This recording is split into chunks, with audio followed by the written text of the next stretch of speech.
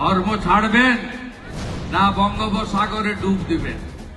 তাই এই ভারত ভূমিকে শুধু ইংরেজিতে ইন্ডিয়া বলা হয় না, হিন্দুস্তান বলা হয়।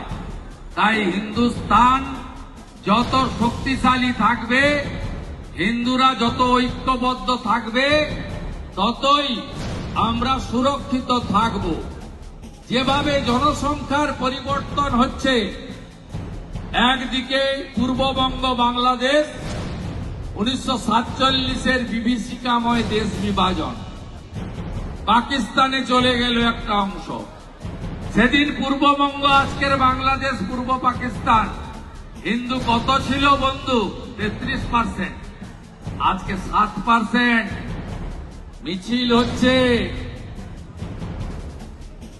বাংলাদেশে।